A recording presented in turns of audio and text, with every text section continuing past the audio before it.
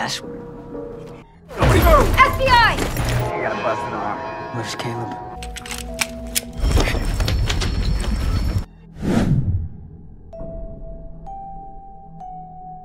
Film diawali dengan memperlihatkan pertemuan seorang pria bernama Martin dengan beberapa pria lain yang akan menyerahkan ayahnya yang disekap untuk ditukar dengan sebuah USB. Where's my dad? No, let him go.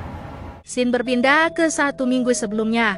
Martin yang merupakan karyawan bagian AML Anti Money Laundering atau anti pencucian uang Omnibank New York dipanggil menghadap CEO yang bernama Bernard untuk menjelaskan temuannya pada Equifax Corp, perusahaan multinasional dengan pendapatan lebih dari 7 miliar dolar yang aset utamanya berupa real estate, grup hotel, dan juga logistik.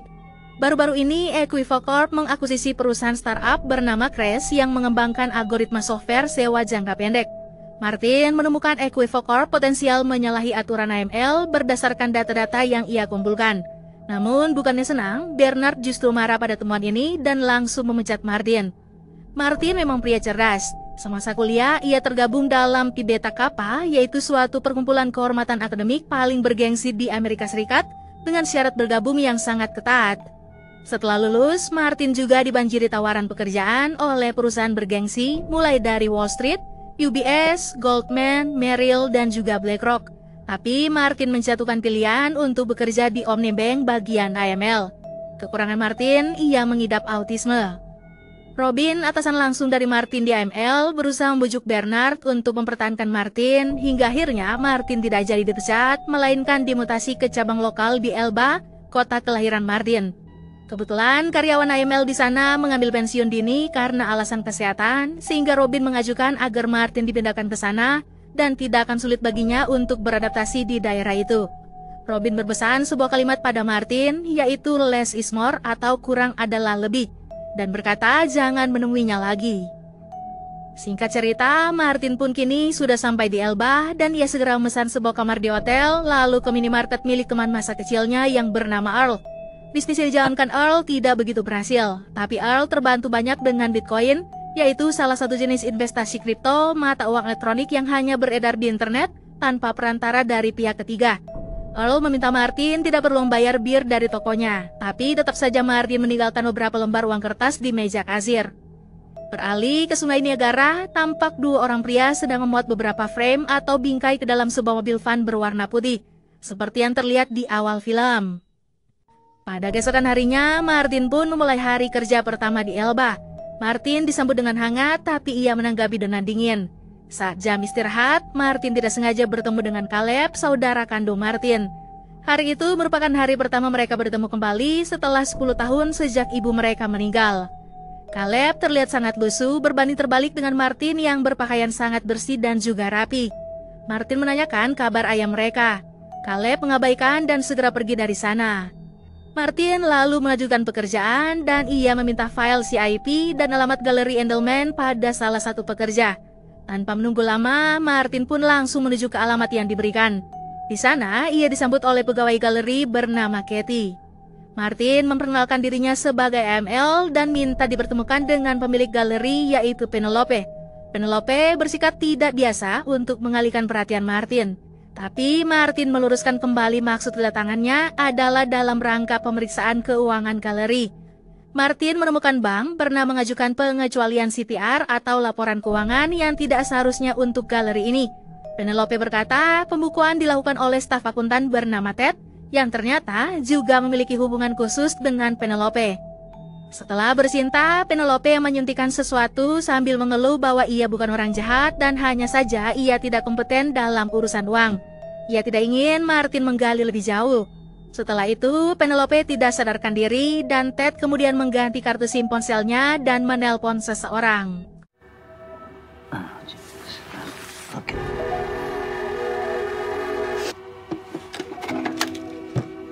Besoknya, Martin iseng-iseng melihat berkas milik Earl. Ia terkejut melihat isi tabungan Earl tertulis sebesar $82.000 lebih yang diduga dihasilkan dari kripto. Martin mencari tahu lebih lanjut apakah ada kemungkinan permainan kripto ini di Omnibank. Namun ia terkendala password.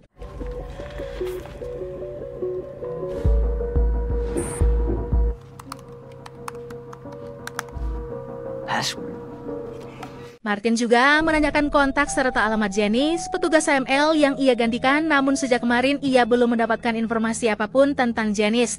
Martin mengambil dus berkas dan mencari catatan keuangan ayahnya. Tertera tabungan sebesar $0 dan hutang dengan jumlah yang besar. Lahan pertanian milik ayahnya terancam akan disita. Martin pun tampak terpukul dan ia segera menuju ke alamat sang ayah. Pertemuan keduanya agak canggung. Ayah Martin tersinggung saat putranya itu menawarkan bantuan uang. Saat di perjalanan menuju pulang, sebuah van putih terparkir di pinggir jalan. Malamnya, Martin dan Earl mengobrol di sebuah bar karaoke untuk membicarakan kripto.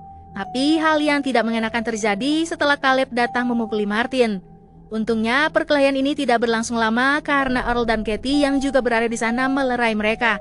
Katie sudah bekerja di bar karaoke selama beberapa tahun sejak lulus kuliah. Ia bercita-cita memiliki galeri seni, tapi sadar keuangannya tidak akan mampu, makanya dalam 6 bulan ini, ia bekerja di galeri Endelman. Martin sendiri mengungkap ia sebenarnya tidak pernah ingin kembali ke Elba karena hubungannya dengan keluarga yang tidak cukup harmonis. Scene berpindah ke rumah Janice yang alamatnya sudah didapat oleh Martin dari rekan kerja di Omnibank Elba. Janice hanya bisa menceritakan ia pernah mendengar kata carcase yang disebut oleh Ted. Namun, ia juga tidak tahu apa maksudnya karena saat dikonfirmasi kembali, Ted berkata hanya salah sebut. Percakapan mereka tidak berlangsung lama. Semasa bekerja, Janice memang sudah sakit-sakitan, jadi ia tidak banyak melakukan audit. Ia khawatir dipecat dan tidak punya asuransi kesehatan lagi. Setelah Martin pergi, terdengar ketukan dari pintu rumah Janice dan terlihat seorang pria datang mengaku sebagai dokter pengganti. Ia memberitahu bahwa dokter yang biasa menangani Janice sedang disibukkan dengan urusan anaknya. Seperti biasa, Janice dipasangkan infus untuk diberi obat. Tapi pria itu menyuntikkan cairan berwarna ke dalam infus yang kemudian memburu Janice dalam hitungan detik. Ow! You okay?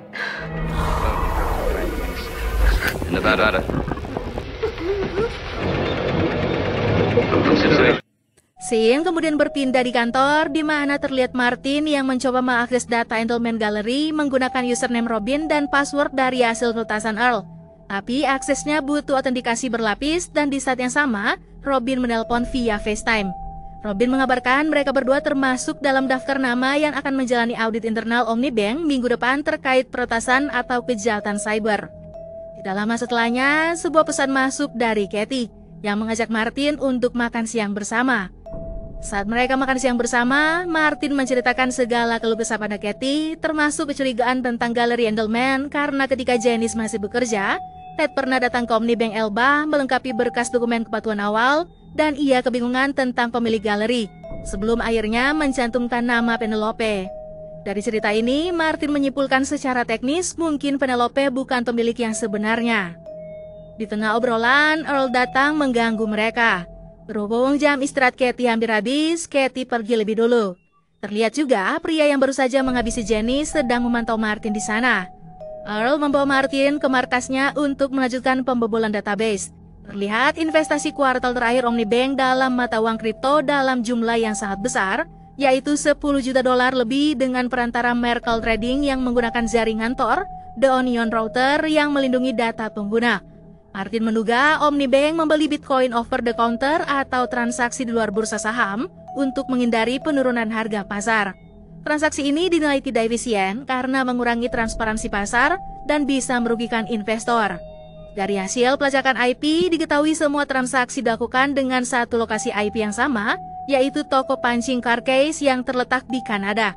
Martin sangat terkejut mendengar kata Carcase, namun mereka harus terjeda saat lonceng toko Earl terus berbunyi.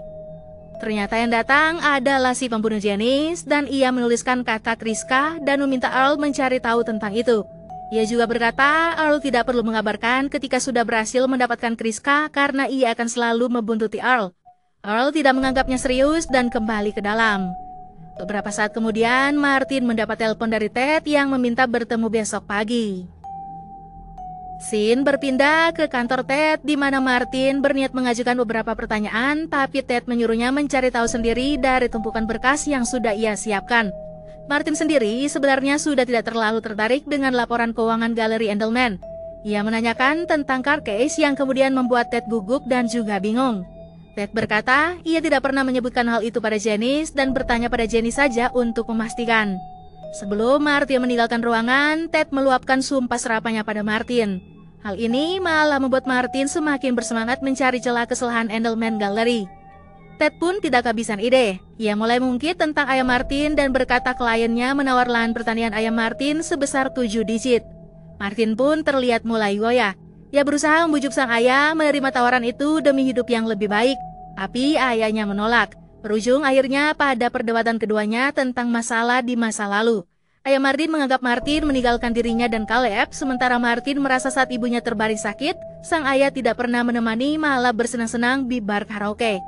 Martin merasa sangat kesal mengingat hal ini. Ia pun mencari penghiburan dengan berbagi kisah bersama Katie. Dan ternyata keduanya punya nasib yang serupa.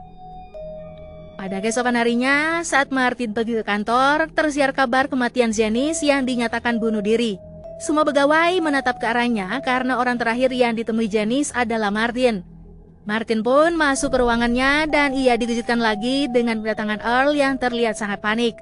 Earl memperlihatkan rekaman layar saat ia mencoba mengawasi aktivitas digital pada alamat IP Carcase, dan tampak akun Carcase mengirimkan rubel atau mata uang Rusia ke 4 akun Bitcoin yang berbeda setelah mendapat perintah dalam bahasa Rusia. Tapi akun yang mengirim berbeda dengan yang dikirim. Mereka juga menggunakan tumbler kripto untuk mengabulkan identitas dan menempatkan aset di Kepulauan Cayman, negara yang berbebas pajak. Semua akun yang bertransaksi lagi-lagi berasal dari IP yang sama, yaitu toko pancing Carcase. Hal ini jelas mengindikasikan bisnis pencucian uang. Earl juga iseng mencari tahu tentang Raiska yang ternyata merupakan nama geng mafia Rusia yang sangat kejam. Mereka tidak menduga masalah ini semakin dikulik, semakin meluas, dan semakin berbahaya. Earl tidak mau terlibat lebih jauh. Martin kemudian mendapat telepon dari Endelman yang ia kira Katie, namun setelah tiba di sana, ia hanya mendapati Penelope yang acak-acakan dan terlihat ketakutan.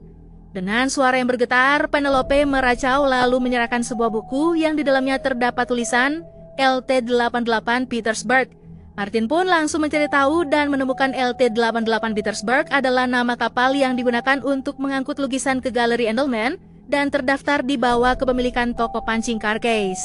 Jika semua fakta ini dihubungkan, maka diduga para mafia Kraiska Rusia melakukan pencucian uang berkedok galeri seni melalui Omnibank yang kemudian ditransaksikan dalam kripto dan disimpan di Kepulauan Cayman untuk menghindari pajak. Martin langsung melapor pada Robin. Robin meminta Martin mengirimkan semua bukti temuan dan segera mengemas barang-barang untuk kembali ke kantor utama Omnibank, sementara Robin akan mengatur kontrol internal. Sebelum kembali ke kota, Martin ingin memperbaiki hubungan dengan keluarga. Ia turun langsung membantu Caleb dan ayah mereka.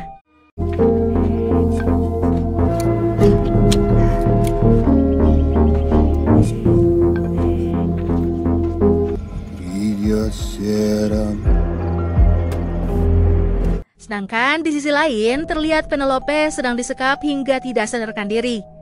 Perlahan juga hubungan Martin dan ayahnya dan juga saudaranya Caleb mulai membaik.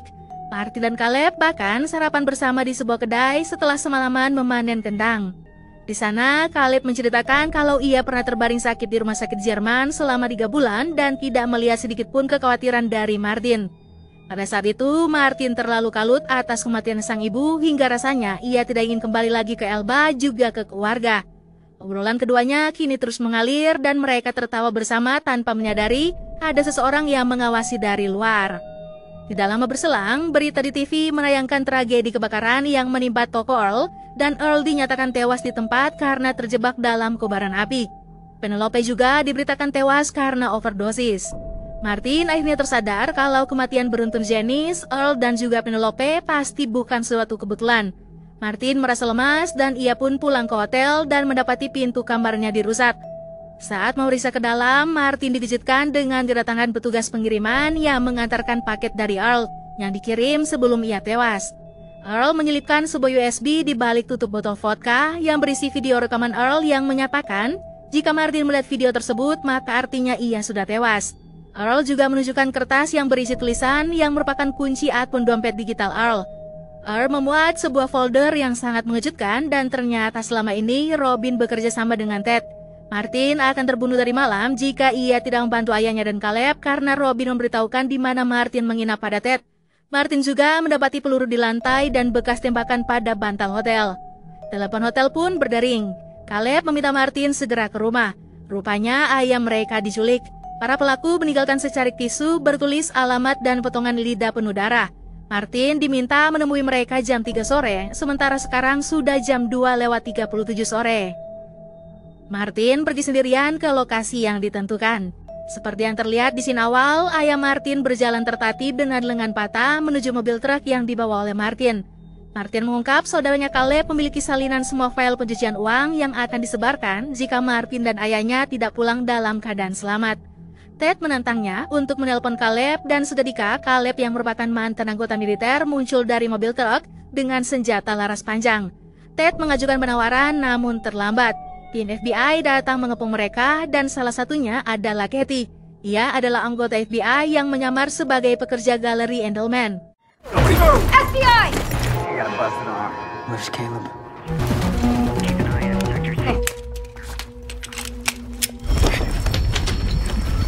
Ted pun diborgol tanpa perlawanan, sementara dua rekannya berusaha melarikan diri. Satu dilumpuhkan oleh tim FBI dan satu lagi si pembunuh Janice ditembak oleh Caleb saat mencoba menghabisi Katie. Katie kemudian meminta maaf atas kebohongannya pada Martin dan berpamitan kembali ke kota. Ayah Martin terus menatap ke arah anaknya dengan bangga hingga tidak terlalu mendengarkan pertanyaan dari FBI. Scene kemudian berpindah ke kantor utama Omnibank di mana Martin memaparkan hasil temuan di depan CEO serta dewan direksi, yaitu Omnibank mengelola beberapa akun gelap mata uang kripto. Lalu seorang karyawan bank menggunakan dana itu dalam berbagai kegiatan terlarang dengan mafia Rusia. Orang itu adalah Robin, kepala bagian AML Omnibank yang telah memperkaya dirinya sendiri dan beberapa oknum melalui pemerasan, suap dari tebusan dunia maya, pencucian uang, serta pembunuhan. Martin menyebut semua bukti ada dalam USB yang ia pegang. Berkat bantuan dari Earl, teman dan pahlawan sejati baginya. Martin pun keluar dari ruangan dan ia bertemu Robin dan menyebut bahwa ia tetap pada jalur sesuai arahan Robin. Setelah Martin berlalu, anggota FBI datang melakukan penangkapan terhadap Robin. Di akhir film, terlihat Martin kini sudah tidak lagi bekerja di Omnibank. Ia berkutat di depan monitor asik dengan transaksi kripto.